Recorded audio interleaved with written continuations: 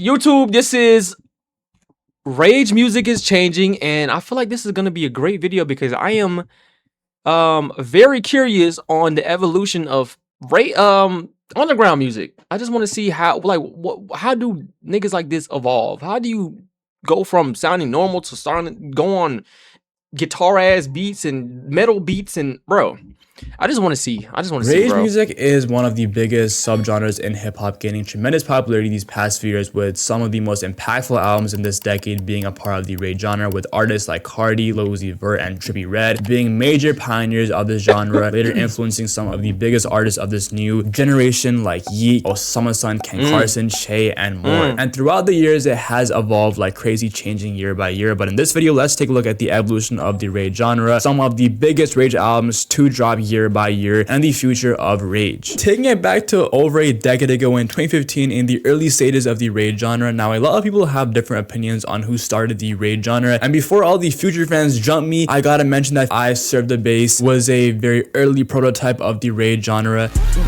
Really? It started with Future? All the way back in the day?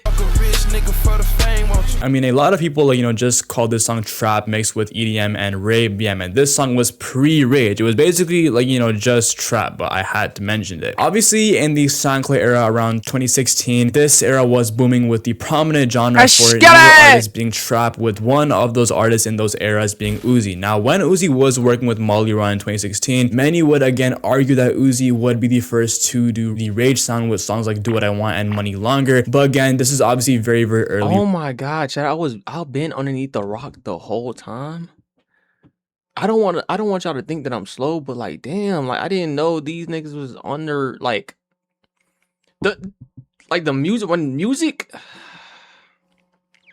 I never classified these niggas to be underground. You know what I'm saying? I never thought there was like an underground genre that these niggas was in. I always listened to mainstream niggas. Like I always listened to like J. Cole, fucking Summer Walker, like shit like that. So I never knew that like Future was a part of this underground ass like thing, and Uzi and Yeat, you know what I'm saying? I didn't expect them to be underground. Dominant genre. I thought that was just artists. Newer artists being trapped, with one of those artists should go way back being though. Uzi. Now, when Uzi was working with Molly Raw in 2016, many would again argue that Uzi would be the first to do the rage sound with songs like Do What I Want and Money Longer. But again, this is obviously very early rage. Even in 2017 to 18, with Cardi's one dropping self-titled, people argue that Woke Up Like This is a rage song. R.I.P. is also a song that I do want to mention, which many fans say is the first rage song.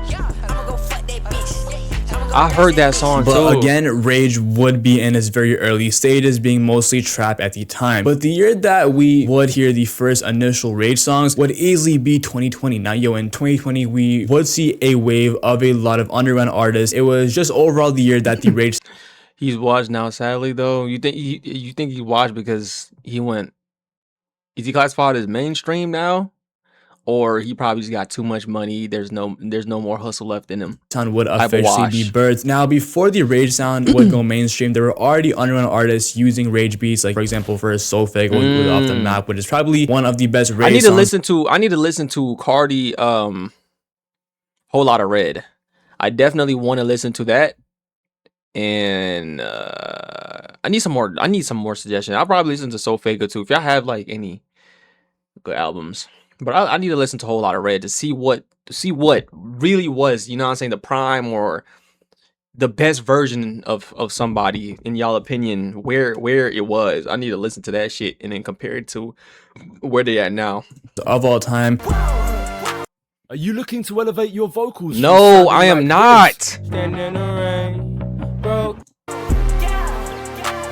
So Fake Off the Map. And we also see Ken Carson use it as well for his song Yield. When she wanna fuck, I just tell her ring the bell. So yeah, man, it was definitely ahead of...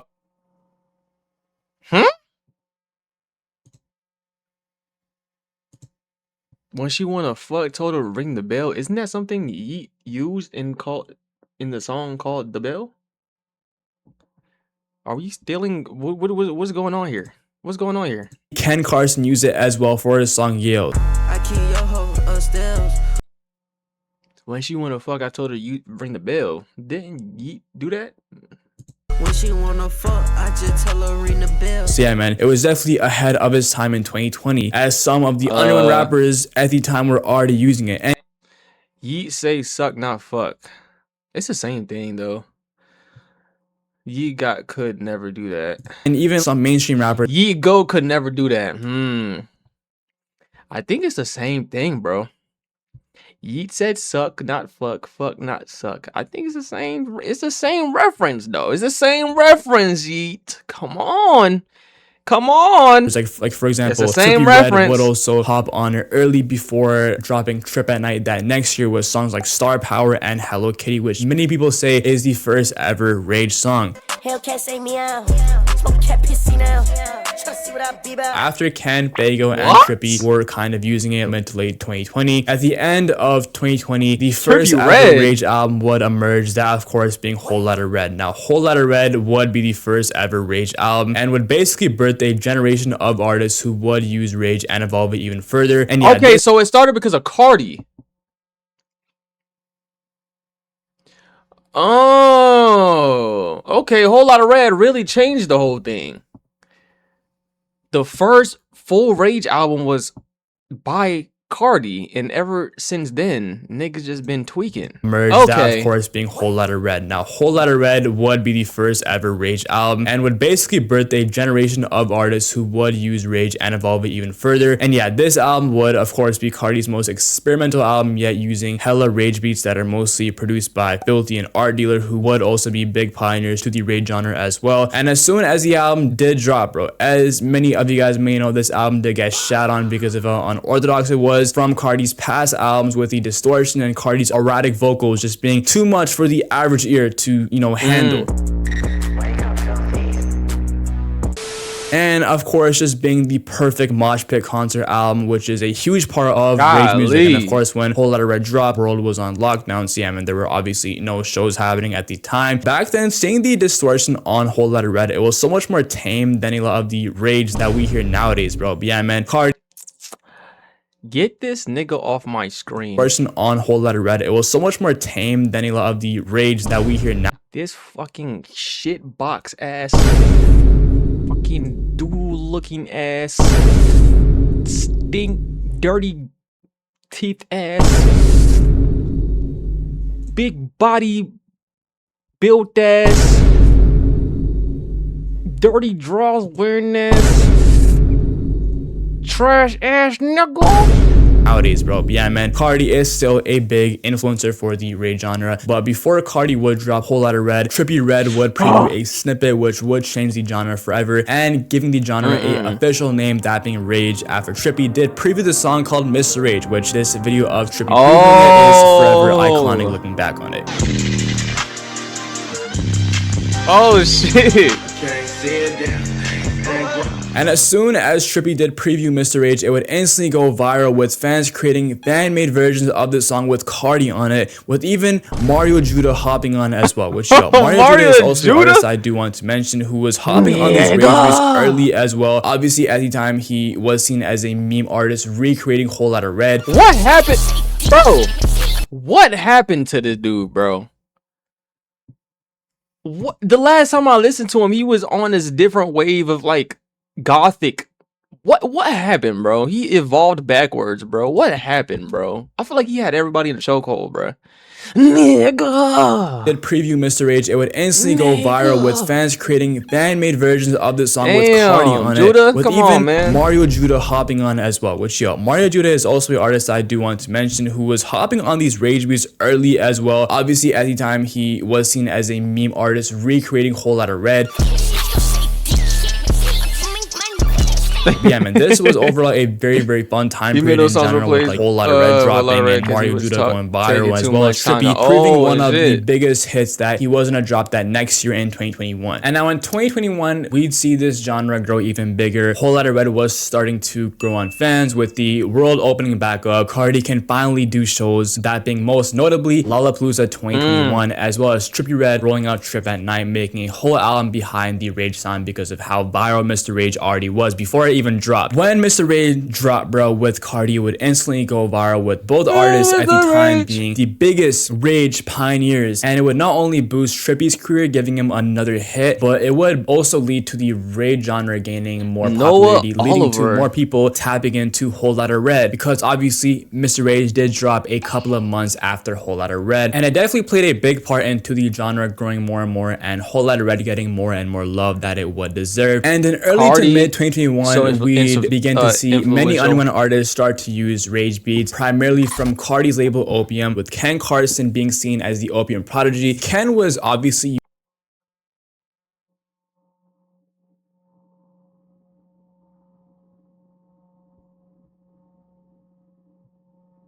using Rage beats the year before with Yale, but he dropped Project X in that summer, with this being the perfect debut album for him. And the producers on Project X, for example, like Starboy and Out of Town, are also producers that I do want to mention,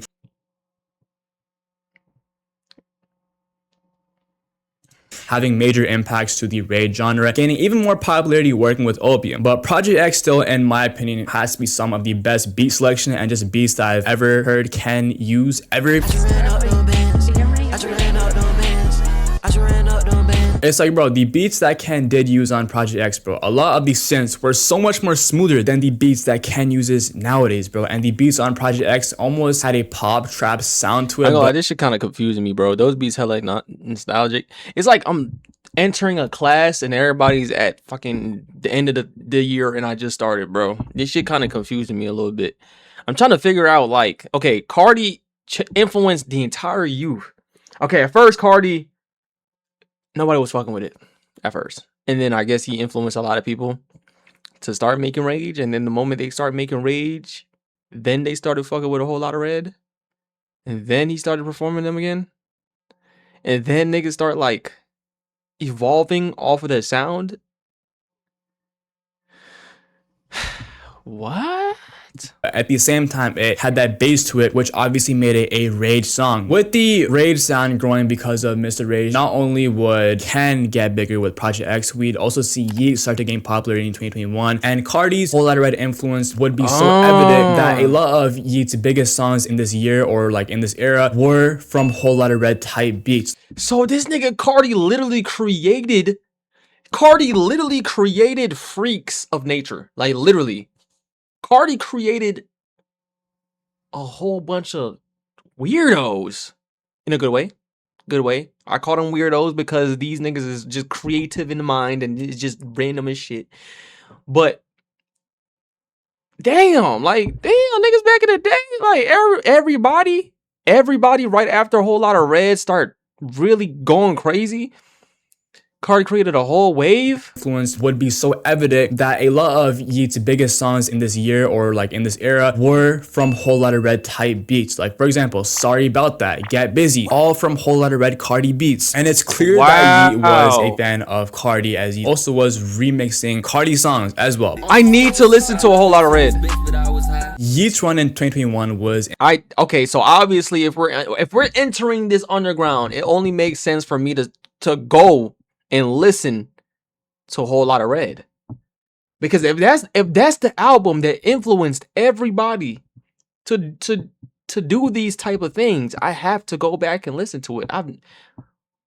Oh shit. Okay. Insane. As well as a lot of the beat selection. We found the originator. Like produced by Tragic. And yo, one thing that I do want to say, which was a common trend in this year, was that the beats that these rappers were rapping on were very different. Being like very synth heavy, almost like alien beats. I want to say, like, a lot of the beats sounded like you were inside of a UFO or something, bro. But aside from Yeet and Ken pushing the sound even further, and we would see so many other underground rappers blow up off of Rage beats, like for example SG Kobe with MIA. Vega was already using Rage beats before, but Off the Map was just getting bigger and bigger. And we had Tana with Antisocial, Can with Ain't Gonna Heaven, or just the oxycoding EP in general, Ken with Rock and Roll and just Project X, Yeet with Sorry About That, and Laurel, and also Kuchai's with Tell 'Em, which went fucking huge. And a personal favorite of mine that did drop that year, that being K-Swab's Sexually Active featuring Trippie Redd. But yeah, man, the summer of 2021, we would see this genre reach new heights, and it was actually so refreshing seeing a new sound that so many new artists were gravitating towards. And this is also a reason why everyone misses that 2021 underground, right? But that same summer, we would see Trip at Night drop by Trippie Redd, and with Trippie already being mainstream and basically starting the genre with Mr. Rage, pushing it to new heights, he would do it even further, dropping an entire Rage album and incorporating other mainstream artists on Rage beats. Like, for example, having Drake on a Rage beat with the song Betrayal. Swear I've been betrayed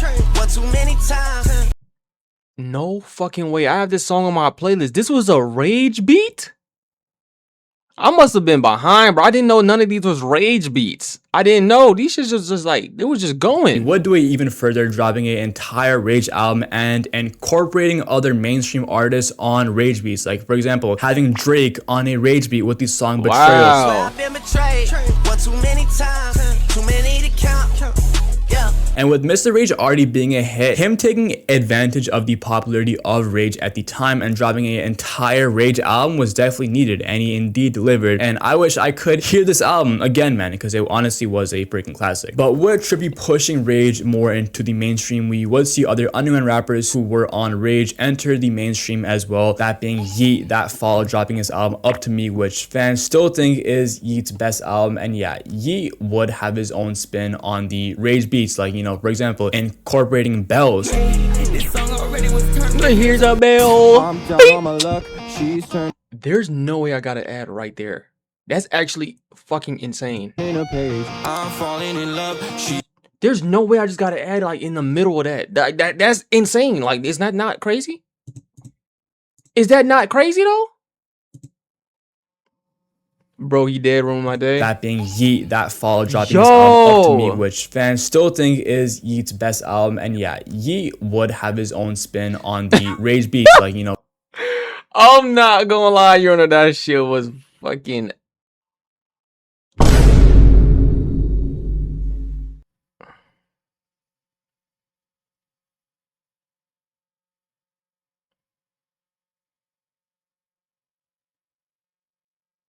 For example, incorporating bells.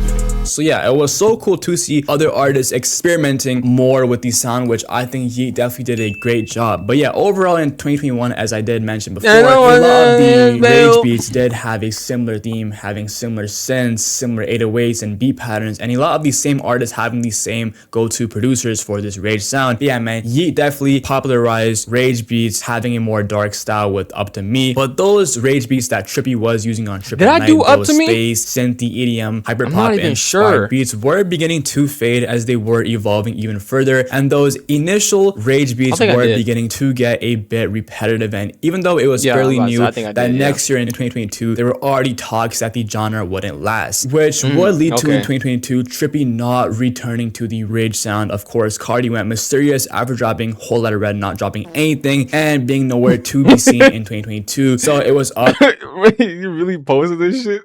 Nigga said I'm not dropping. Wait. He ain't really posed that. That shit funny as fuck. Whole Lotta Red not dropping anything and being nowhere to be seen in 2022. So it was up to the new guys, the underground artists, to push the Rage sound. And with Cardi being nowhere to be seen in 2022, this would be the year that his label would gain more and more popularity, with Ken and Lone dropping some of their best work this year. With first thing first, that being Ken Carson's album X, taking a massive shift from Project X, taking a more darker turn, and a lot of the beats that he was rapping on sounding darker and more grungier, and just having more bass than Project X.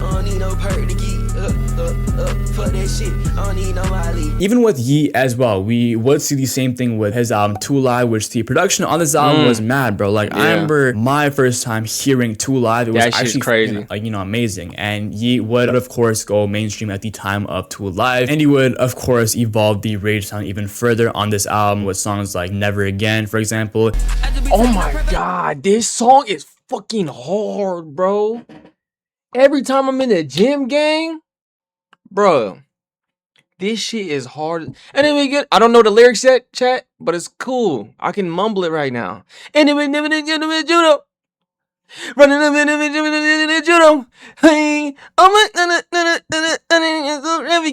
sorry. I just got to, bro. That shit is so hard. Hey. With Yeet as well, we would see the same bro. thing with his album 2 Live, which the I love that production on song, this bro. album was mad, bro. Like, I remember my first time hearing 2 Live, it was actually fucking, like, you know, amazing. And Yeet would, of course, go mainstream at the time of 2 Live, and he would, of course, evolve the rage sound even further on this album with songs like Never Again, for example.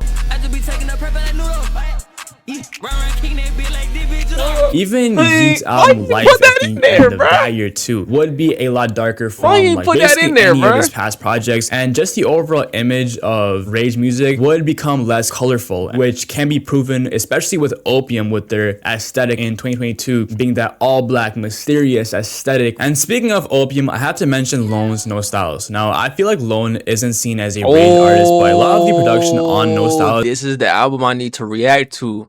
Destroy Lonely, No Stylist. Is mad, and I just had to, like, you know, mention it. And he experimented with the rage sound the best out of any underground rappers at that point, incorporating different samples from Crystal Castles, and bro, just this entire album, No Stylist, was just impressive. Homicide Gang as well, taking rage you to gonna a whole listen new to level Peak with song. Homicide Lifestyle. But yeah, man, in 2022 we would see a shift into rage being pioneered by a lot of the newer artists, that being primarily Ken Lone and Yeet, and we'd like also see, like, you know, other artists like Lancey gain immense popularity, which I feel like Lancey never gets credit, but like, yo, he is one of the first UK artists to hop on rage. Lancey, very cool to see. Yeah, she call me Lancey, I Lancey.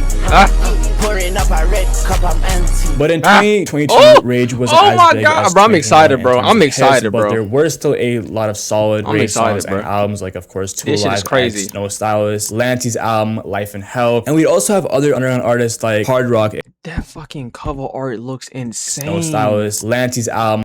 Oh my god, he look like a he look like expensive, nigga. Yo, this cover art looks crazy.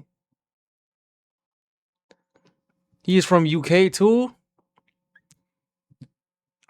Bro, this cover art is crazy, bro. Life in Hell. And we'd also have other underground artists like Hard Rock experiment with rage with his song Feel Alive. Sora 2 video generation is not available in our region.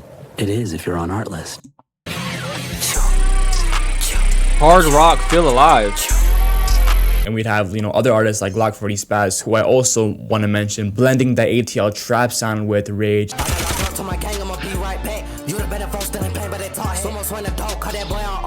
There were just a lot of new artists this year, which was great to see. And now in 2023, we would see another major shift to the genre, as at the start of the year, we would have one mainstream artist using the rage sound, that being NBA Youngboy with I Rest My Case with his song Black.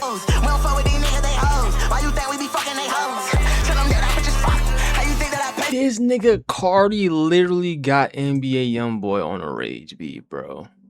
This nigga got everybody on a rage beat. Every single person, my nigga. What? Artists using the rage sound, that being NBA Youngboy with I Rest My Case with his song Black.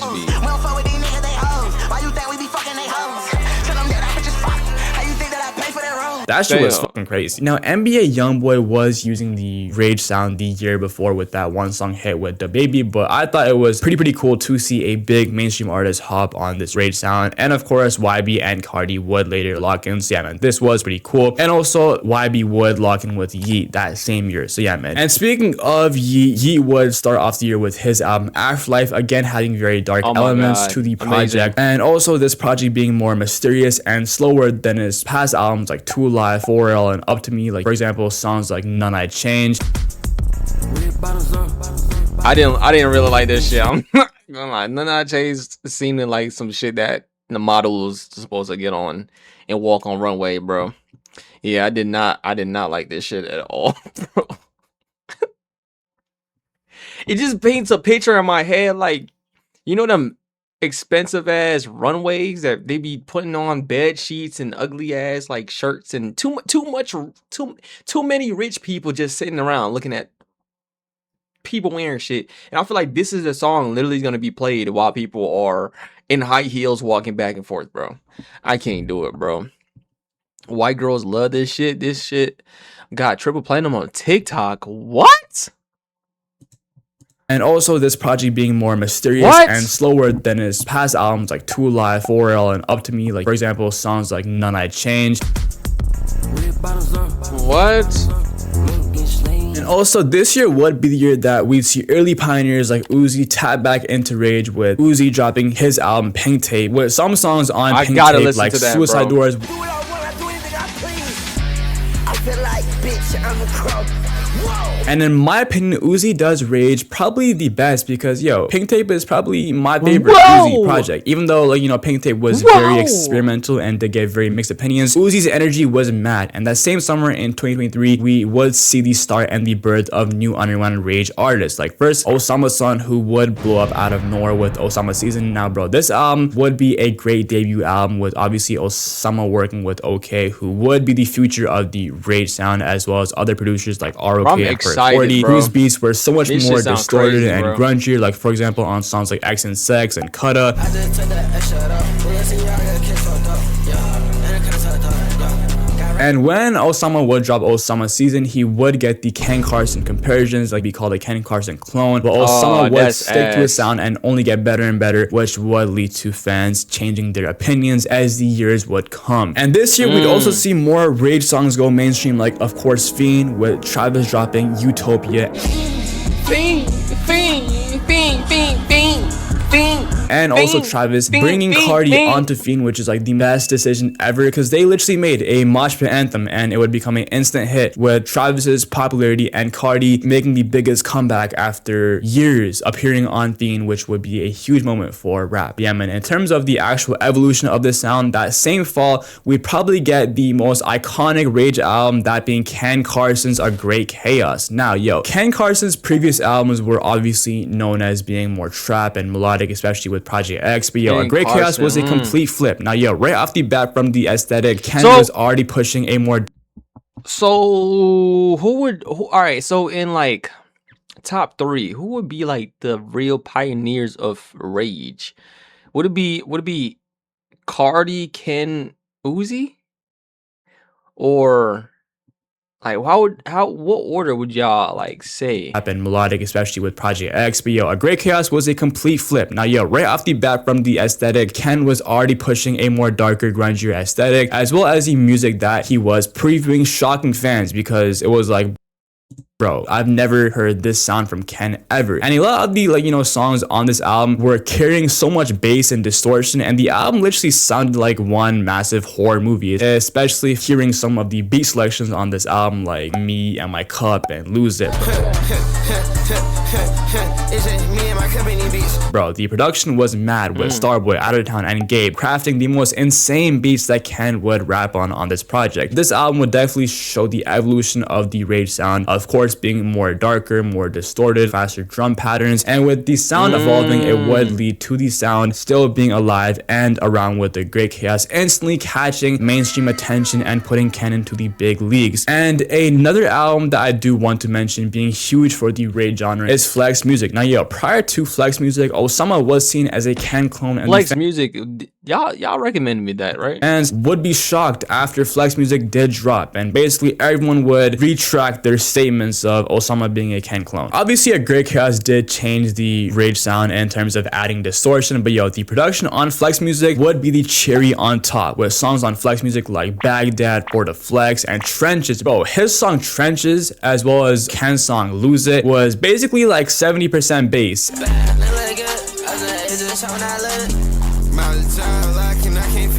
And yeah, man, Distortion would be something that we would see for the years to come. But yeah, man, in 2023, it would be a great year for Rage. This year, we had mainstream artists like YB, Uzi, and Travis use the sound. And of course, Ken Carson's A Great Chaos being a huge impact to the sound. And Osama paving his own lane for Flex Music, and so many more underground artists who would later take over. And now in 2024, it would be a pretty quiet year for a lot of the main Rage artists, but we would see a primarily underground artist take over. And one thing that I would find interesting in this year is some Rage artists incorporating EDM pop into their music, like for example, To Hollis, who would blow up this year. Who the fuck is that dude?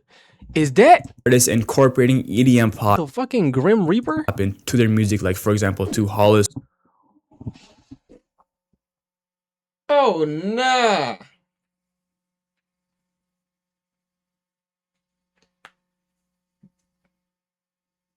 To Hollis? Am I safe to listen to this dude?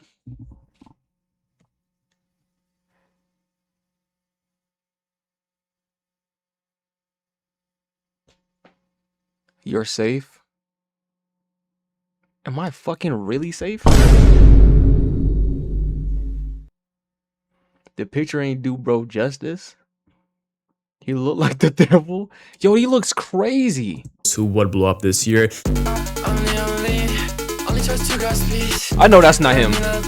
This is what caught my eye this year, and it was cool to see Rage branching How you look like this but look like that when he's sitting down? out into a different lane, incorporating more electronic music, which fans of Ken Carson and Osama would start to fuck with Two Hollis because of how similar the energy was with both of their music. And one thing that I do this is where the Zest Fest came in.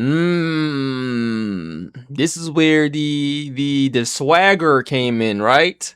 I can kind of see the swagger in his dance a little bit. mention about Is this Rage where music the is swagger how it's the came in? best music for concerts. And this year was the year that Two Hollis did open up for Ken's Chaos Tour, and his shows went fucking crazy. So yeah, man, this was very, very cool to see. And we also see Shay drops Say So Says, which again, that did cover art use is a hard. lot of electronic hyperpop elements, like on this song, It's My Party and I'll Die If I Want To.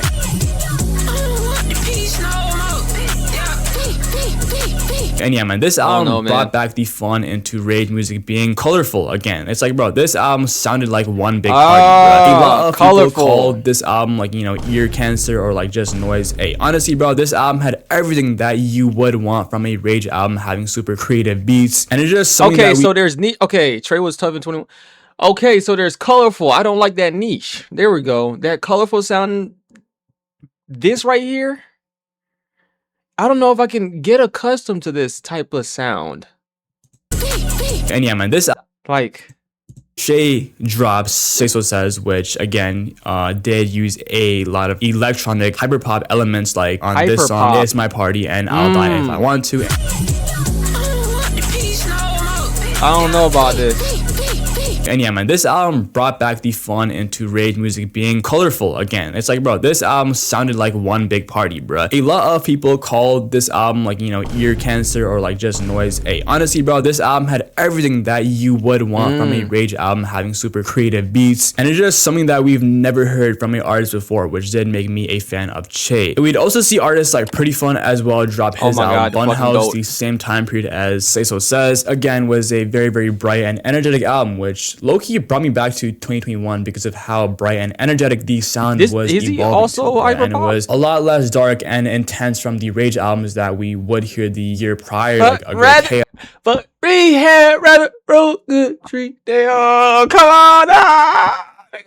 We had rather broke good tree. Oh. Funhouse the same time period as Say So Says. Again, was a very, very bright and energetic album, which low-key brought me back to 2021 because of how bright and energetic the sound was evolving to, bruh. And it was a lot less dark and intense from the Rage albums that we would hear the year prior, like A Great Chaos.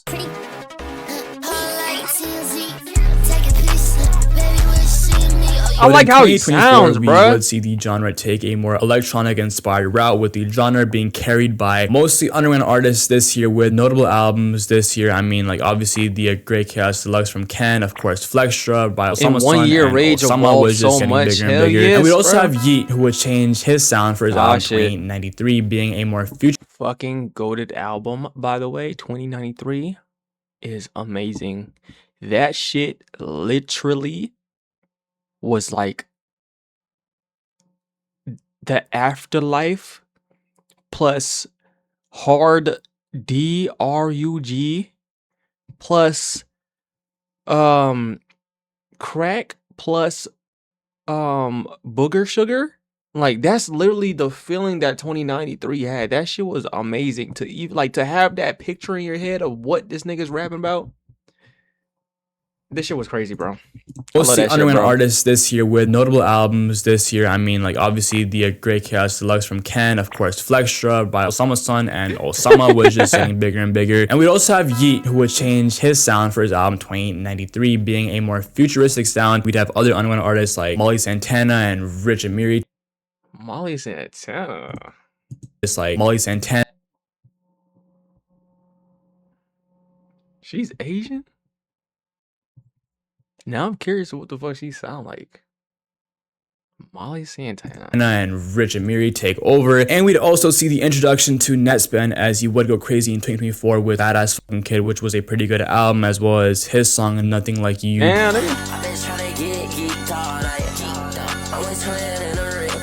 but this year was a overall solid year for Rage, as a lot of the up-and-coming artists were using it heavily. And now in 2025, we would see another shift in the genre, this time being by both underground and mainstream artists. Now, we actually would start off the year with Summer Sun's Jump Out, which, yo, I have to mention this album, bro, because this entire album sounds like drugs in a good way. We start to see Rage music in general have very, very loud 808s and drums, which will be so prominent on Jump Out, with OK producing a lot of the album pretty much. And yeah, if you were to show this album to anyone over the age of fucking 30, bro, they would probably disintegrate, bro. Like, this album was very, very unorthodox. I make some plans for us. Wait till you land, go nuts. Ain't nobody gon' know none. I know they gon' hate on us. And we'd also see Rage Pioneers finally drop, aka Cardi, who, although Cardi ended not drop a Rage album, it was a trap album, a 30-song trap album music, and there were some Rage songs on this project, like, for example, Olympian, Cocaine Nose, and of course Pop Out, which isn't exactly Rage, it's like more industrial hip-hop, but it does have that same energy as the Rage songs being from that cave era of Cardi, where bro was just experimenting like crazy. I can't come to your party, I might come just to hurt you. Riding in a new body, all of my hoes are murdered. Yeah, man, I do indeed wish that this album had more Rage songs, since I think Cardi thrives on those songs rather than songs like Billy or Munyon. But yeah, man, of course, music, I would not get the best perceptions in comparison to Whole Lotta Red, but it would sell 300K. So yeah, man, can't hate. But Ken would return dropping his own Rage album, that being More Chaos, and the name of the album would speak for itself, as it was indeed More Chaos. And yeah, man, this album was loud. Live Leak? That's a crazy ass name. Definitely Ken did evolve the chaos sound, as a lot of the songs on this album sounded fucking crazy. Like, the fans will think this album is very, very repetitive, as the entire album was just straight up all chaos songs. And it obviously isn't as impactful or as good as a Great Chaos, but it definitely shows how much Rage has developed since Ken was first using it on Project X, which this album made fans seriously miss the older Project X days. But yeah, man, this album was definitely pushing Rage to its limits, the distortion being on a whole different level. And yeah, man, just the music being so fucking loud would be a trend of things that we would see later this year. For example, that same year, last year, we would see Che drop Rest in Bass, which again, the name would speak for itself. Now, right off the bat, as soon as this album dropped, fans were comparing it to Whole Lotta Red, and it would literally sound like Whole Lotta Red, but on steroids. Oh, okay. They just be okay. So these niggas really be taking shit. I mean, that's how you create shit anyways, right? You just take somebody else's idea and just fucking flip it, dip it, dice it up, and throw it in something else. That's why it keeps evolving, because these niggas just be trying shit, just taking distorted sounds and putting it on beats, and then turn the beat up loud as shit, then chop the beat up. Now that's a whole creation in its own. Jeez, I'm low-key kind of scared of like all the Rage shit, bro. I feel like my ears are gonna blow up, bro. But be ready for it, chat. I want to hear a Whole Lotta Red. I need to hear where this shit all started from, and where we're gonna end up in 2027 if we make it. For example, that same year, last year, we would see Che drop Rest in Bass, which again, the name would speak for itself. Now, right off the bat, as soon as this album dropped, fans were comparing it to Whole Lotta Red, and it would literally sound like Whole Lotta Red, but on steroids. Especially that song On Fleet, bro. God damn. Oh my god, yeah. But yeah, man, one thing that I do love about this album is Che's energy. Che's energy on this project made it so iconic for Che fans. It, again, was not for old heads, bro. Even Whole Lotta Red fans were scratching their heads listening to this project. But yeah, man, Che definitely pushed the limits of Rage on this project with this album basically sounding like one giant mosh pit. Che was like screaming on songs, expanding his vocal range. I don't know if I can listen to that, bro. Brought back the punk, carefree energy to Rage, which I don't know I think if was I can ever listen to this shit. Like, if somebody suggests this shit, I'm skipping over it, bro. I can't, bro. Rage became for real Rage. Goal for this project. Another big Rage album that we would see literally a couple months later is Psychotic. Again, it would be in the name. Right off the bat, bro, from the first song Habits, it was clear on how much Rage has evolved and how much distortion had been more and more prominent as the years would go by.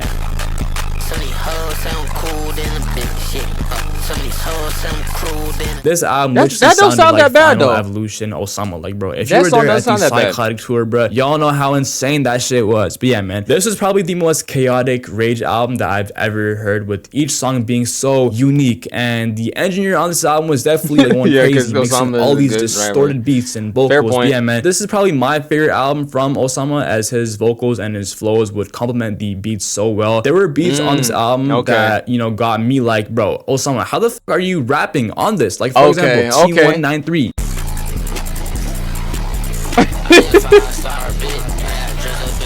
So yeah, man, Che and Osama definitely did their thing with their albums being the future of the Rage sound, and they both dropped a better Rage album dude than is funny King as Crush, shit, which is bro. crazy. But yeah, man, in 2025 we would see Rage in such a different state than it was when it was first introduced in 2020, especially with Whole Lotta Red. Like, bro, when Whole Lotta Red dropped, fans thought it was crazy and unlistenable. But yo, imagine if you went back in time and you showed the average hip hop listener Rest in Bass and Psychotic. Like, bro, imagine. 2025 would be a great year for the genre last year, as it would again prove that this sound is only growing with Osama and Che pushing it. We'd also have other mainstream artists still use it this year, like of course the On Dangerous Summer artists like Lucy Bedrock, again having that electronic Lucy influence Bedrock, on his we album just- on music. Lucy Bedrock, we just listened to you, man. We just listened to you, man, on that new Bloodlux, man. You did good. You did phenomenal, bro. What the hell are you saying in it? What is that, bro? Oh, you're from a different country. I can't read that, gang. It's all love, but I don't know what that says, bro.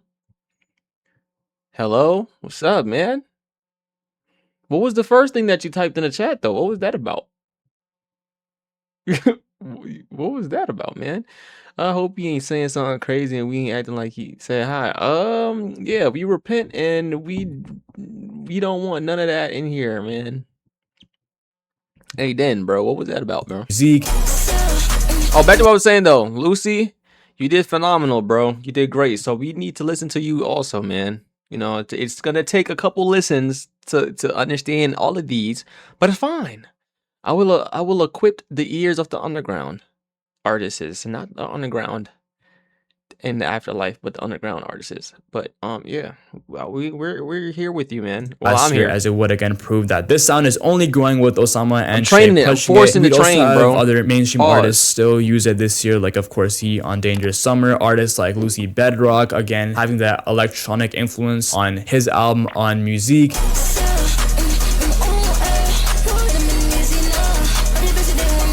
And one thing that I do love about Rage is how many different lanes it has, bro. Like, it obviously has the EDM electronic you shit, said the chaos, hello. distortion shit. But at the end of the day, it's all Rage. And now currently in 2026, Yorner with as we the are in the fucking first quarter W. of this year, we are already seeing the evolution of the Rage sound, as of course, as of now, Che and Osama are the new leaders of this sound. We have artists like Too Slimy and Bleod, or Bleod. Okay. I don't even know. Too Slimy. Y'all already know my thoughts on Too Slimy. We listened to one song by Bleod. Che and Osama are the new leaders of this sound. We have artists like Too Slimy. I don't know what genre Too Slimy and Bleod is in, but those sound cannot be in anywhere in my vicinity. Duo of Doom, Too Slimy, dude. Oh my gosh, bro. I'm telling you, they need a feature with each other, bro. I'm low-key curious of what that combination can do, bro. Too Slimy and Bleod, bro. That shit is gonna be insane, nigga. I feel like that shit will probably have a billion views. Too Slimy got one good song. Please inform me what that song is. Please. Please, bro. Please tell me, bro. Please. Yeah. The Rage sound, I'm as curious. of course, as of now, Che and Osama are the new leaders of this sound. We have artists like Too Slimy and Bleod, or Bleod, I don't even know how to freaking pronounce his name, who are pushing the limits of Distortion with their music having 90% bass. Like, bro, Too Slimy has a genuine fan base, but I can't hate because I'm big on, Osama and Che, and they're already seen as, unlistenable by Rap Caviar fans, but I haven't reached Too Slimy level yet, bro. But yeah, man.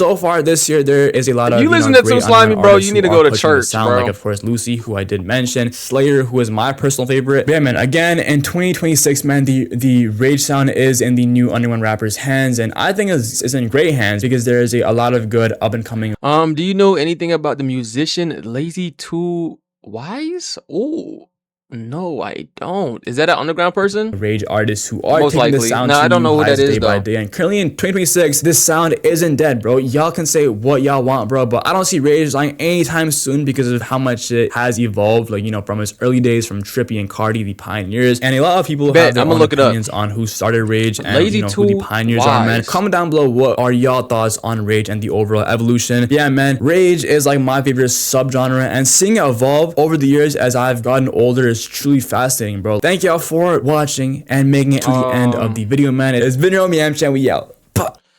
Okay, my thoughts on that Apparently you can go video. from Shut up. My thoughts on this video is very slim because I just started, but I do think it's like very interesting to like see everything now. You know, I started hella late, but I'm willing to go on the journey of understanding the underground sounds, and the creativity behind everybody is crazy, bro. These niggas hopping on guitar beats, hopping on random ass butterfly beats, hopping on colorful ass beats, rapping the way they rap, distorted beats, just cut up beats, 808s beats. Like it's so like combobulated, but it flows. You know what I'm saying? It flows, and I'm willing to listen to a whole bunch of shit though. Except I might listen to Too Slimy again, bro. If y'all find a good song by Too Slimy and Bleod, bro, please drop it.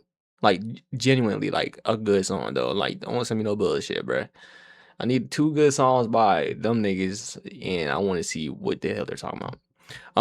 YouTube, that is gonna be the video. I love y'all. Wait, what you send to Discord?